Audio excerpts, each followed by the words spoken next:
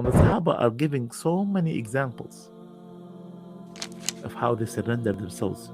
And one time there is a Sahabi, his name is Julaybib. He was not so much good looking.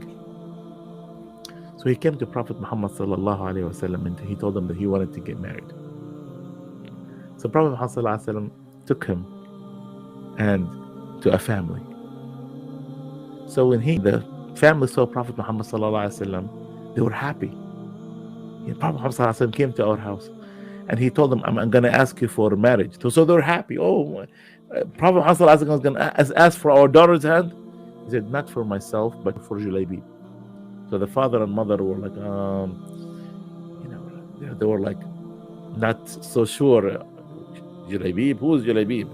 He's not so good looking. He does not have wealth. And they took it among themselves to go to a corner and discuss this among themselves. So their daughter, who was a righteous woman, heard them discussing this. And she came out of the door and she said, ما كان لمؤمن ولا مؤمنة إذا قضى الله ورسوله أمرا أن يكون لهم الخيرة من أمره.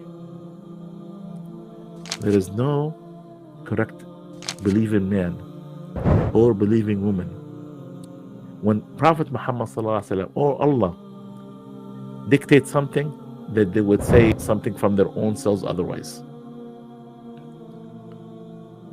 So obey, surrender yourself. Your Prophet came to you to ask for my hand, and you're saying no, and you're doubting it, and you're discussing it. Surrender yourself. And that's why, brothers and sisters, every time you surrender yourself, you might think it's awkward, you might think it's out of place, you might think it's off style, but at the end of the day, this is what's for us. In the way you behave, in the way you cut your hair, in the way you talk, in the way you dress, in the way you talk to other people. Nowadays it's hip to make fun of people. Now it's hip to disobey, and now it's hip is for you to think that you have the way and miss prayer and take off your hijab and don't. Why?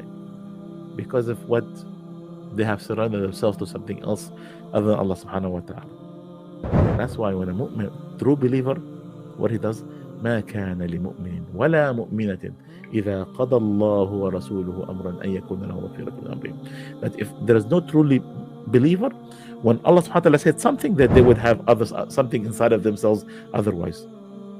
They would surrender themselves to Allah subhanahu wa ta'ala.